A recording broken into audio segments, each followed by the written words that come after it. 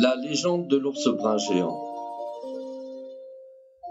Les chants et récits anciens racontent qu'il existait dans une contrée lointaine un ours brun géant, gardien éternel et roi de la forêt.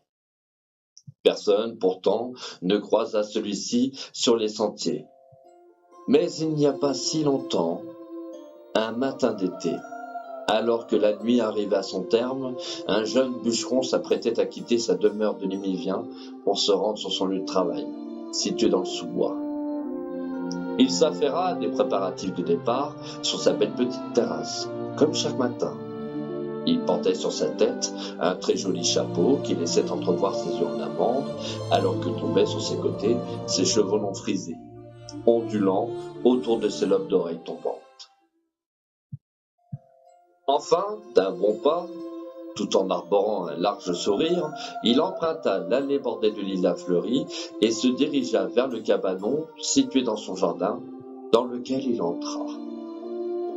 Il n'y avait pas là un trou, tel un passage souterrain, menant de l'autre côté dans le sous-bois. Non, rien de tout cela. En réalité, il en ressortit quelques instants plus tard vêtu d'une salopette marron clair. Il portait également et fièrement apposé sur son épaule à cette occasion son outil de travail, une belle et grande hache du pays des nains. Le jour venait à peine de se lever lorsqu'il quitta le petit cabanon en bois, laissant derrière lui celui-ci et sa petite demeure.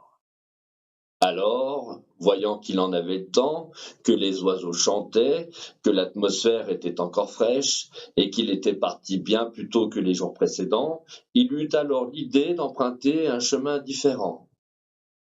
Il décida donc de couper à travers le bois par un sentier peu fréquenté et de se rendre ainsi rapidement au pied du plus grand séquoia, le plus grand visible sur Néos.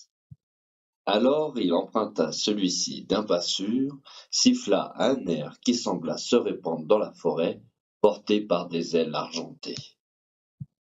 Puis il releva son petit chapeau et pressa le pas, s'essayant à des rimes mêlées à des brides d'une histoire plus ou moins rocambolesque.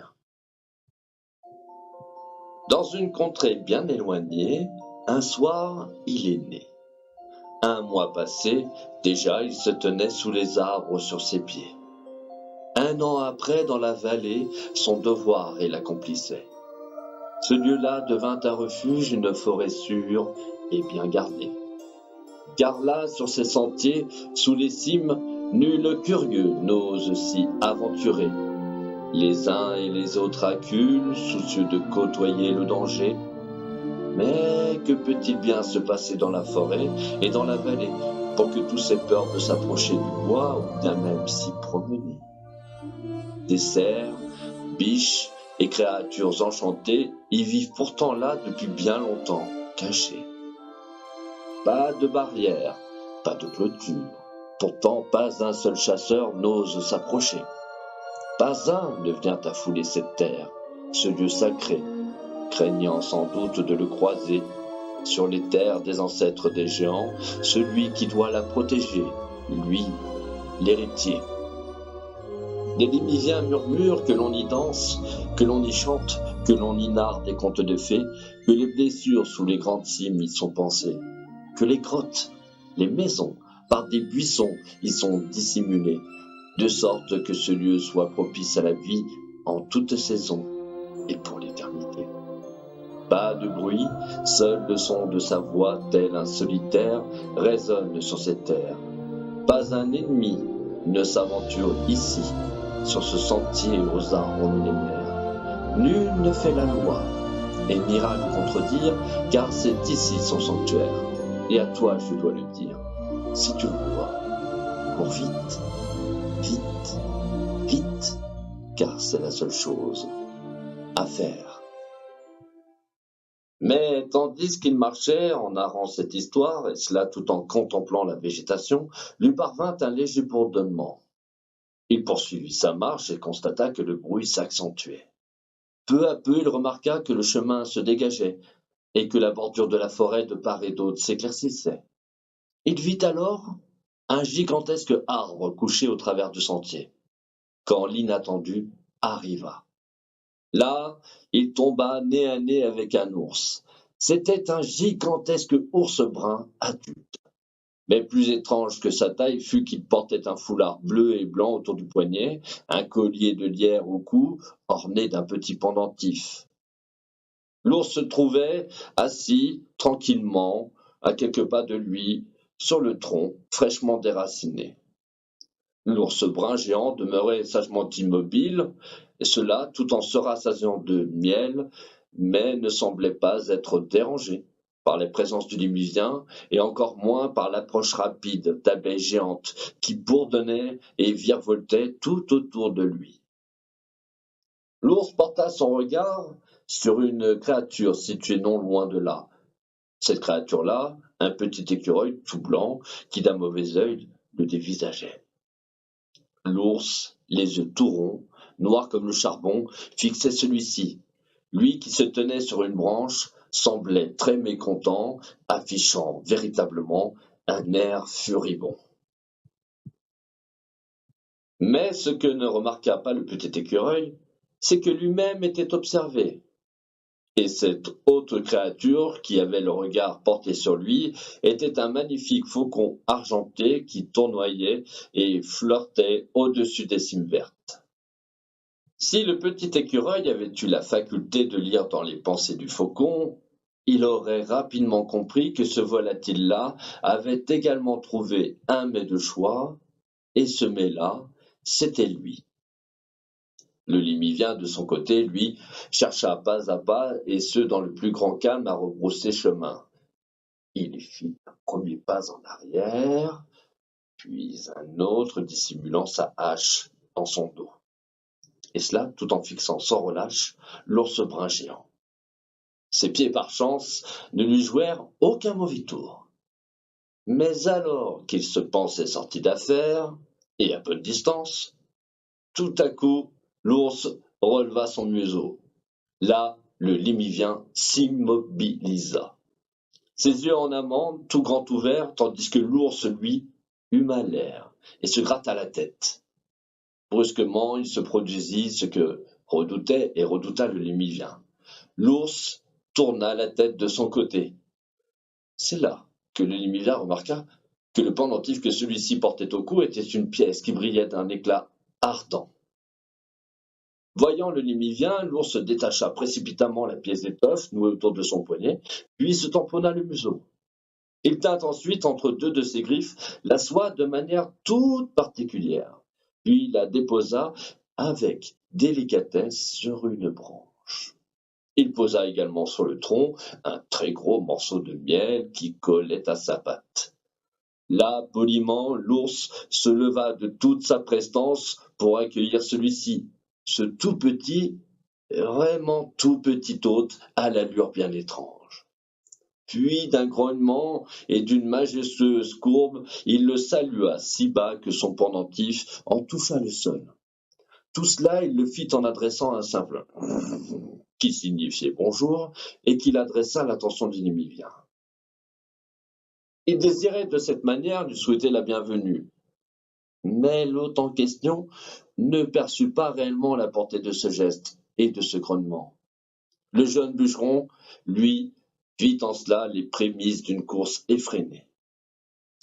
Sans attendre, et en réponse à cela, le limivien, très effrayé, poussa soudain un cri si long, si perçant et si effrayant qu'il en figea la faune et la flore tout autour, ce qui eut pour effet premier de surprendre l'ours qui en perdit l'équilibre.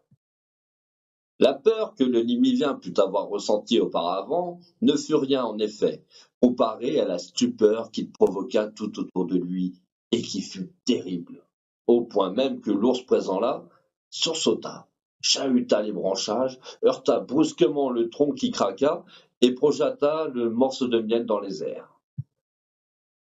L'ours vacilla de tous côtés, puis la tête en arrière, tentant de reprendre pied, il trébucha sur le tronc d'arbre et roula par-dessus, les quatre pattes en l'air, et se retrouva le nez dans un tas de feuilles et de poussière d'écorce. Il tenta bien de se relever une fois encore, mais emmêlé pieds et mains par les ronces, finalement, il retomba à la renverse, le postérieur le premier, dans les broussailles, faisant craquer et voler les branches, s'agitant dans un nuage mélange de poussière et de feuilles. Pour venir à bout de ce qui le maintenait captif, l'ours se mit à se tortiller dans tous les sens. Il frappa le sol de ses mains et de ses pattes arrière, marquant le sol de ses grosses empreintes de pieds. Puis lâcha de gros gémissements et finalement s'esclaffa de rire. Bien plus encore, ce fut un fou rire particulièrement long, pour tout dire, sauvage.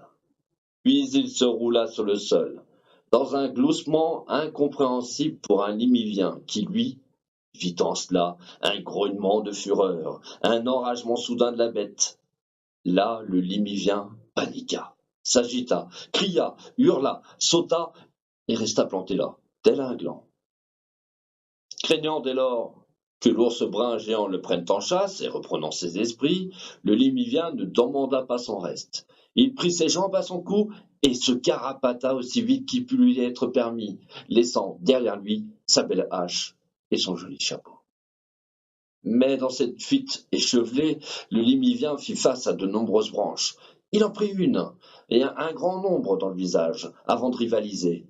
Et enfin, il en rejeta une, puis une autre, et même quand se trouva devant lui ce qui semblait être un écureuil qui portait une tenue verte et une plume dans chacune de ses pattes, il poursuivit avec fougue sa course folle. Et il ne prêta aucune attention à l'étrange créature qui, aidée de ses plumes, lui faisait de grands signes. Cela signifiait en réalité qu'il devait tout simplement s'arrêter. Mais le limivien, tel un sanglier, fonça droit devant, chahutant les branchages qui se dressèrent sur son passage. Il propulsa celui-ci, le petit être, 2 mètres plus haut. Ce fut là où le petit rongeur volant resta suspendu par le col de sa petite tenue, et ce, un long moment. Enfin, le limivien rejoignit rapidement le sous-bois et ses compagnons, à qui il fit part de cette rencontre. Mais aucun d'eux ne crut à cette histoire d'ours brun géant, assis sur un tronc d'arbre, dégustant du miel et ayant des manières de numivien. En réalité, on n'avait jamais rien vu de tel sur le continent, et même par-delà les eaux profondes. Alors rien qu'au fait de la narration par celui-ci de cette histoire quelque peu farfelue, les rires et moqueries à son encontre allèrent bon train. Au point même qu'il se mura tout au long de la journée, dans un très long silence, durant lequel il se remémora l'événement. Le lendemain matin, où l'on couvrit celui-ci de ridicule, le petit bonhomme tarda à se lever. Il quitta ensuite sa demeure par la petite porte de derrière, plus tardivement que la veille. La rosée du matin amplifia l'air d'une douce senteur de lilas. Ayant toujours en tête son passage de la veille dans le bois, c'est tout de même avec une très grande prudence qu'il fit le tour de sa demeure, pour en contrôler tous les accès avant de partir, comme à son habitude.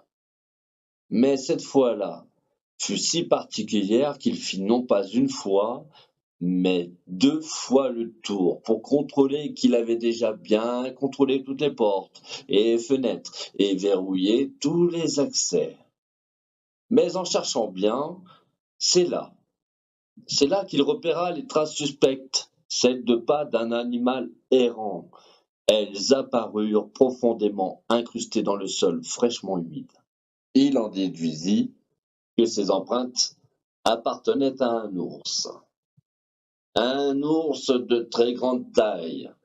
Alors, rapidement, il fit le rapprochement, car elles étaient identiques à celles laissées par l'ours qu'il avait croisé dans le sous-bois. Suivant les empreintes, il se retrouva sur son perron et y trouva là, non pas un ours géant, mais sa hache. Il y vit également, posé sur sa table, emmitouflé dans une étoffe de soie, un morceau de miel rare issu d'un essaim d'abeilles géantes, miel que l'on trouve niché dans le Praez, un séquoia géant vieux de plus de 2000 ans. On raconte également que plus tard, on croisa l'un et l'autre chantant et dansant, bras dessus dessous, dans la prairie comme de bons vieux amis. On dit aussi que le limivien arborait un joli foulard au cou et que son grand ami l'ours brun, lui, portait un joli petit chapeau.